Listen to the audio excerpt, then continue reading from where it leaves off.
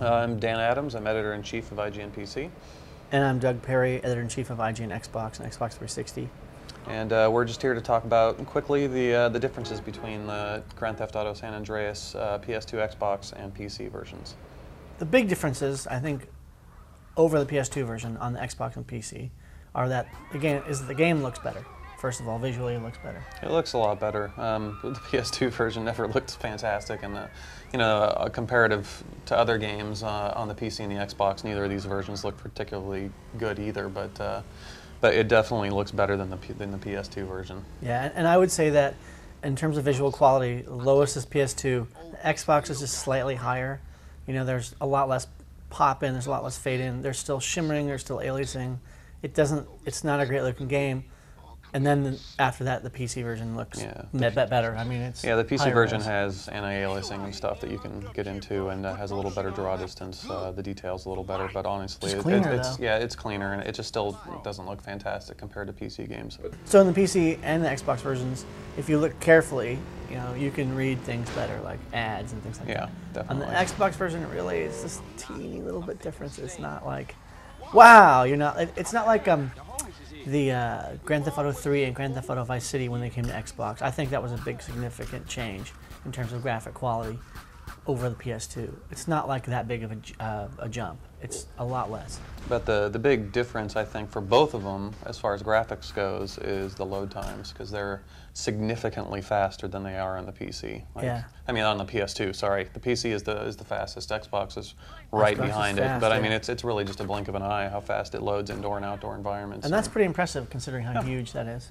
The biggest difference for the Xbox version of Grand Theft Auto San Andreas is that you've got rippable tracks. So you can make a CD, or you can combine a bunch of different songs, rip them onto your Xbox, and then you can make that a radio channel in your car or on your motorcycle. Additionally, you can also add in radio ads into your radio station. You can't get the DJs because the DJs belong with the radio station, but you can drop in the ads, occasionally, randomly, to show up in your soundtrack to make it a little bit more interesting. Same on the PC. All the same stuff. Obviously, I think it's a little easier to get new songs into the PC version, because all you have to do is drag and drop into a folder. It's the easiness of dealing with a PC in this particular case. That's faster too. Yeah, and that's pretty much the only difference there. I think the biggest difference between all three versions, probably for the PC, are the controls. Obviously, you can plug in a controller if you wish, but there's definitely some advantages and disadvantages to using the mouse and keyboard. On the consoles, you get the lock-on feature, so you pretty much automatically hit anybody.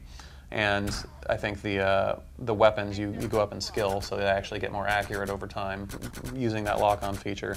But the PC, you can pretty much just target someone in the head almost instantaneous if you've ever played a shooter with a mouse or anything before, and target and blow somebody up or knock their head off or whatever extremely efficiently. But like the downfall is the fact that you have to control the car with the mouse and keyboard as well. And while it's not bad, it's certainly not bad, and I think it's better than Vice City was. Actually, it's a little more controlled than it was. It's still a lot more difficult than using the controller. So, are you saying that you would have preferred having it like the controller? I think driving, I would have preferred having it like the controller, but as far as targeting and aiming goes, I think you got a way better amount of freedom with using the mouse and keyboard. Yeah, the last difference for the PC version is obviously people hack into it and find stuff, and right now there's a little. We're trying to find out from Rockstar whether this is actually something they put in or a mod, but there's something that you can download and put into the game that lets you actually. When you date your girlfriends and you go back and you have your coffee, like she says, come on in for the coffee, he's like, all right, sweet, and you go in, you can actually have sex with a girl and you get to see it. Like, it's actually a little mini game where you have to go with the rhythm of the thrusting and whatnot. She's like half nude and he has his clothes on. Yeah. And there's like 5 positions or something. Yeah, it's not like hardcore porn or anything, but it is pretty funny, and whether it's a mod or not, it's pretty hilarious. It's porn in a video game. I don't know how he's doing it with his pants on.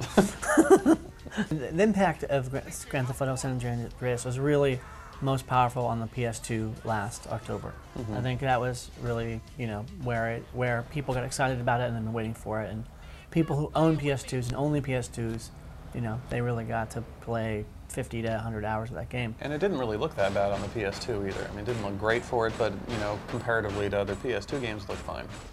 Yeah. And so, literally 6 months later, after the exclusive agreement wore off, to the day, that game, San Andreas, came out on the PC and on the Xbox. Mm-hmm. And you know, if you didn't have a PS2, you never played it, it's worth getting, definitely. Mm-hmm. It's still a great game. It's still a great game, yeah. We talked a lot about the graphics and the load times and all that, and those things are not the most, they're not the primary reason why you would get this game. The primary reason is because there's so many things that you can do, customize, and sort of fiddle with, that it's really, really kind of amazing. Yeah, it's still an awesome game that definitely is recommended if you haven't played it at this point.